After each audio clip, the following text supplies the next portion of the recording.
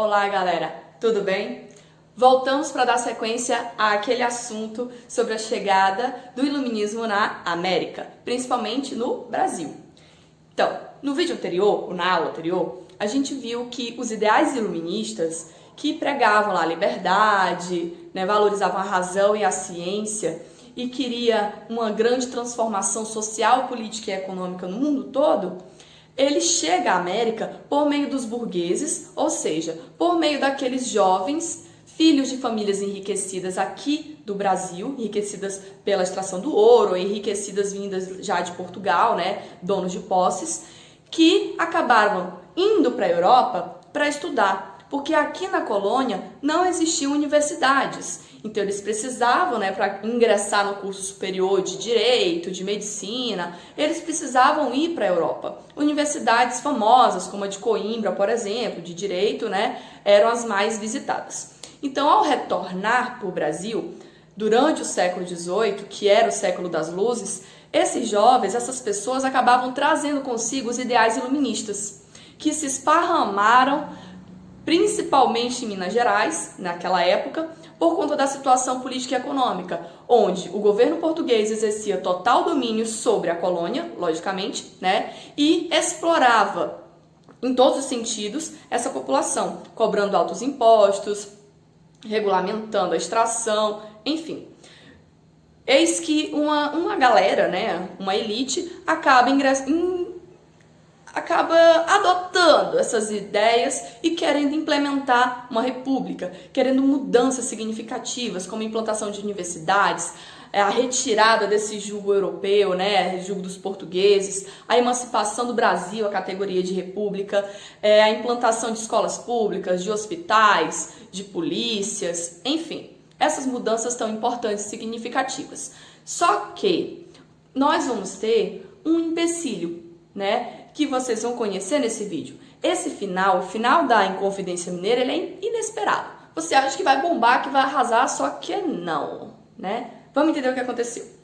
Então, aqueles impostos altíssimos, a derrama, por exemplo, vai ser a gota d'água, vai deixar todo mundo enlouquecido, furioso, E o autoritarismo também. Não vai ser diferente, em nenhuma colônia da América.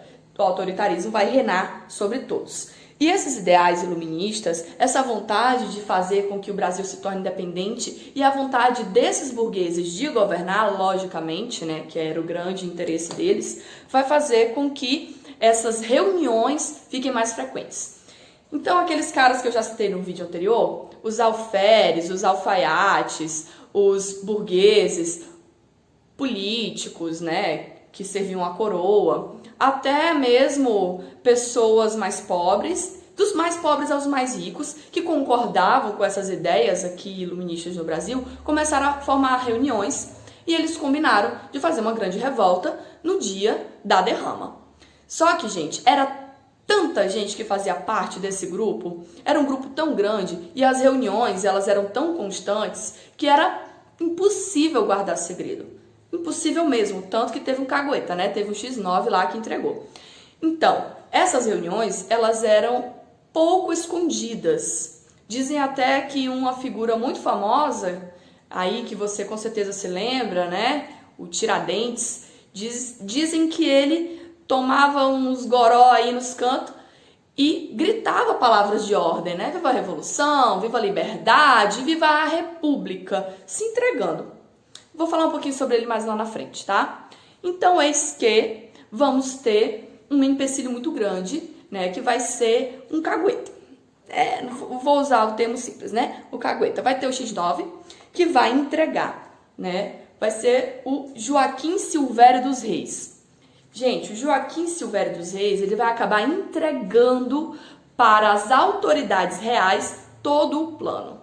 Como eu disse para vocês, havia pessoas que participavam da administração colonial, que estavam ali também no meio desse grupo, que queriam mudanças. Então vazou as informações, todo mundo já sabia. E, de uma forma muito astuta, o governo português vai tomar medidas. A primeira medida foi cancelar a derrama. E a segunda medida foi prender, toda a galera que estava reunida num determinado momento ali, para fazer investigações e para encontrar todos aqueles que eram considerados os insujeitos, né? Os conjuradores. Dentre eles está aí o nosso Tiradentes, tá? Então, o que acontece? Quando eles foram presos, eles vão automaticamente passar por um julgamento, certo? Só que esse julgamento não era um julgamento qualquer, foi convocado um tribunal especial que veio diretamente de Lisboa, já com as ideias na cabeça aqui de quais seriam as penalidades, basicamente duas: prisão e degredo.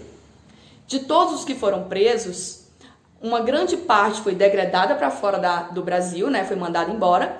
Uma outra parte foi presa e apenas um indivíduo foi condenado à morte, que foi o Joaquim José da Silva Xavier, mais popularmente conhecido como Tiradentes.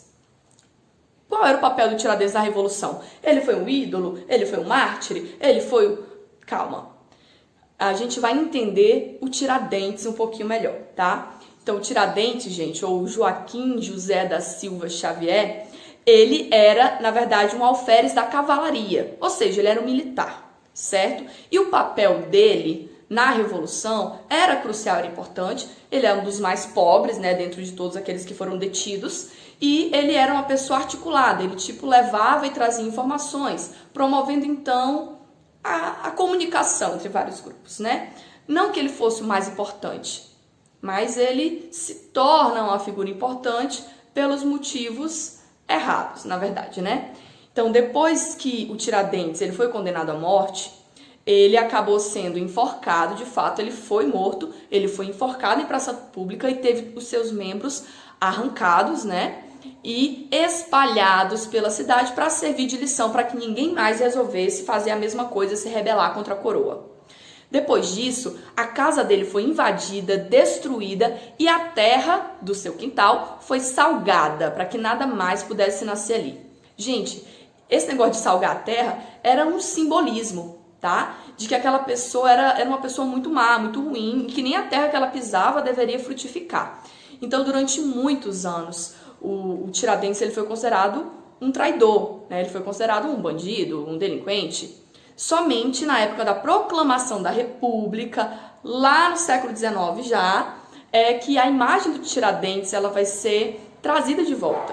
Por quê? Precisava haver uma aproximação entre o governo e o povo. Então o povo estava muito distante do governo daquela época, né? O governo republicano, que era um ditador e tal. E a galera começou então a gostar mais do Tiradentes, porque o Tiradentes foi transformado numa figura, num mártir.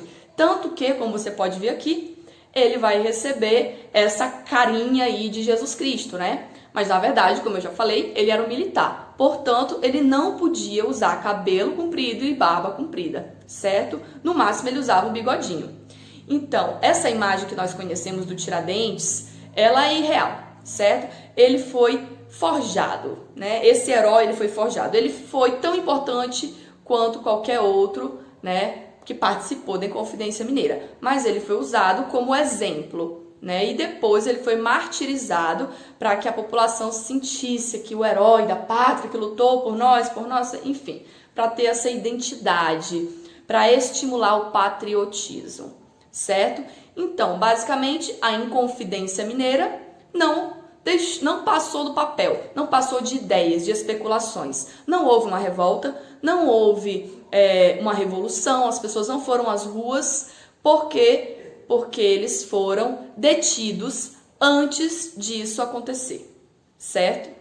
Nos próximos vídeos, nas próximas aulas, nós vamos falar de outros movimentos, como, por exemplo, a Conjuração Baiana. Vejo você na próxima semana. Beijinho e até a próxima!